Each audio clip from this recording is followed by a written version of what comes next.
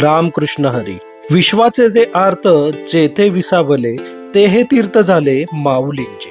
वर्षभर ज्या सोहळ्याची सगळेजण वाट पाहत असतात तो सोहळा नुकताच संपन्न झाला. ज्ञानेश्वर माऊली आणि तुकाराम माऊलींच्या पालखी आता पंढरपुराकडे पोहोचल्या आणि या दिंडीतल्या सोहळ्याचा हा अनुभव मी तुमच्यासमोर घेऊन येतोय. ज्यांना वारीमध्ये येता आलं नाही किंवा सहभागी होता आलं नाही त्यांना घरूनच या वारीचा अनुभव मिळावा यासाठी मी हा व्हिडिओ बनवतोय आणि अपेक्षा आहे की हा व्हिडिओ पाहून तुम्हाला सुद्धा या वारीमध्ये सहभागी होण्याचा नक्कीच मोह होईल.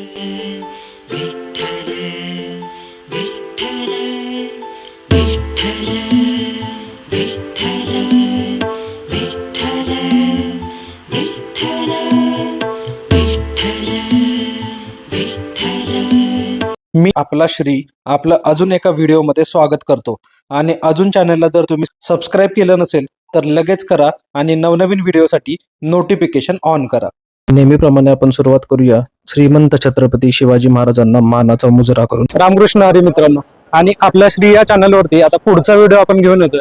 त्या व्हिडिओसाठी महाराष्ट्राची जे वारकरी मंडळी आहेत आणि महाराष्ट्रातली जी जनता आहे पूर्ण ते एका दिवसाची वाट बघत असते. ते म्हणजे ज्यावेळेला ज्ञानेश्वर माऊलींची जी पालखी आहे ती जात असते पंढरपुराकडे. आणि हा सोहळा आज आपल्या सातारा जिल्ह्यामध्ये प्रवेश करतोय. हा आपला सातारा जिल्हा आणि ही आहे नीरा नदी, आणि नीरा नदीमध्ये स्नान करून ते जाणार आहे ते आता पंढरपूरच्या दिशेने. आता इथून पुढे जाणार ती लोणंदला आणि तरडगाव. तर इथपासून नीरा नदीपासून लोणंद आणि तरडगाव आणि तिथलं जे उभं रिंगण आहे हा टप्पा आपण घेणार आहे. आणि यासाठी सगळे वारकरी मंडळी आता या पुलावरती जमलेले आहेत. आता हा सोहळा आपण चालू करतोय आजपासून आणि 3 दिवस हा सोहळा आपण पाहणार आहे आपल्या चॅनलवरती. ट्रेनमधून जाणाऱ्या प्रवाशाला सुद्धा या सोहळ्यात सहभागी होण्याचा मोह नक्कीच झाला असेल. हा सोहळा कधी चालू होणार याची आम्ही सुद्धा आतुरतेने वाट पाहत होतो. आणि आता ज्याची आम्ही सर्वजण वाट पाहत होतो ती माऊलींची पावले नीरा स्नानासाठी या फुलांच्या रस्त्यावरून नदीकडे जाताना पाहून डोळे अगदी सुखावले. आयुष्यात एकदा तरी हे नीरा स्नान आपण प्रत्यक्ष डोळ्यांनी अनुभवलेच पाहिजे. व यानंतर माऊलींच्या रथाने लोणंदकडे प्रस्थान केलं. वारीच्या वाटेवर येणाऱ्या गावांना या दिंडीतल्या वारकऱ्यांची सेवा करण्याचे भाग्य लाभले. जसे दिंड्यात तरडगावच्या दिशेने प्रवेश करायला सुरुवात होते तसेच सुरुवात होते प्रसादाचीही. तुम्हालाही कुतूहल असेल की वारकरी प्रवास कसे करतात, तर हा आहे दिंडीचा ट्रक आणि बाजूला पिशव्या बॅगा अडकवलेल्या दिसतात. वरती फळीवरती पुरुष तर खाली महिला असा हा प्रवास चालतो.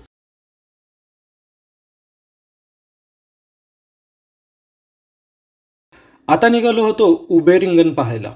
चांदोबाचा लिंब येते आणि या वारीत सहभागी होण्याआधी कपाळावर टिळा लावला आणि पुढे सहभागी झालो.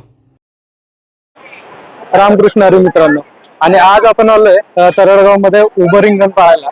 आणि भक्तीचा महासागर मागे बघा आणि भक्तिमय झालेलं वातावरण. आणि या वातावरणामध्ये ऊन वारा पाऊस असं काही दिसत नाहीये लोकांना.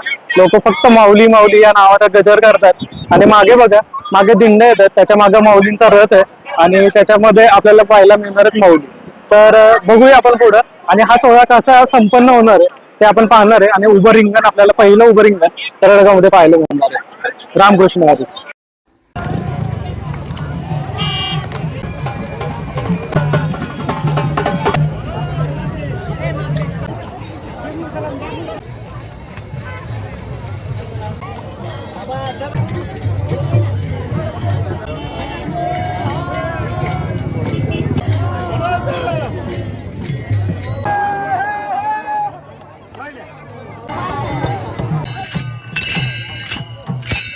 रिंगण सोहळा सुरू होण्यापूर्वी वातावरण असं असतं की सुरुवातीला येतो तो म्हणजे मानाचा नगरखाना, त्यासोबत असतं ते म्हणजे मानाचं अश्व आणि हे रिंगणासाठी सज्ज झालेलं असतं.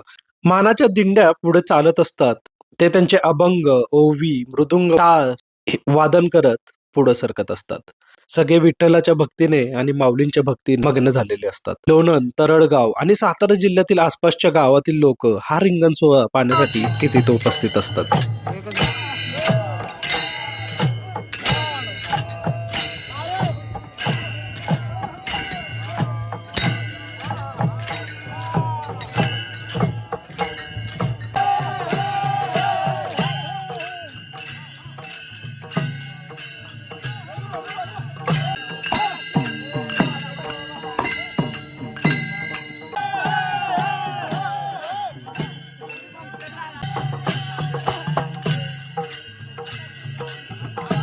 जोरात खेळा की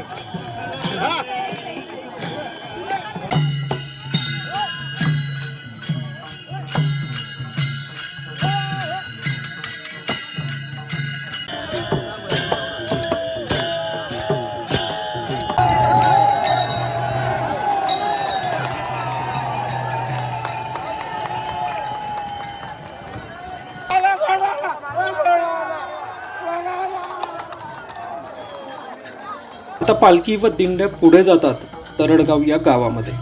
हे गाव खरंच भाग्यशाली आहे, कारण माऊलींची पालखी या गावातून तर जातेच, पण मंदिरात सुद्धा जाते व काही मानाच्या घरातही इथे स्वागत होते.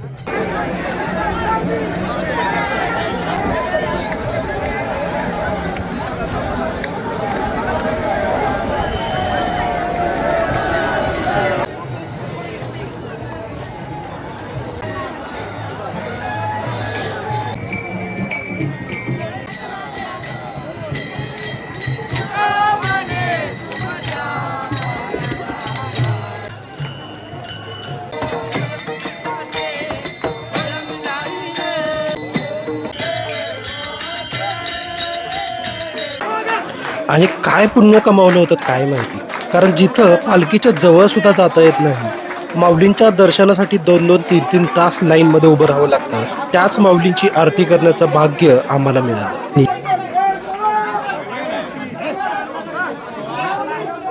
संध्याकाळी जेव्हा पालखी तळावर पोहोचते ना, तेव्हा हा सोहळा पाहण्यासारखा असतो, कारण मानाच्या दिंड्यांनी रिंगण केलेले असते, मध्ये सगळे मंडळी बसलेले असतात, मध्ये पालखी असते, त्याची आरती होते आणि आज दिवसभरात काय काय चांगल्या घडामोडी घडल्या, काय काय दुरुस्ती केल्या पाहिजेत आणि सगळं काही तिथं सांगितलं जातं. आणि उद्या सकाळी 6 वाजता निघायचंय याची सुद्धा इथं घोषणा होते. हा सोहळा खरंच पाहण्यासारखा असतो. आकाशातील मावळणारा सूर्य, ही आरती आणि सगळ्यांचा भक्तिभाव बघून हा सोहळा कधीही चुकू नये असंच मनात येतं.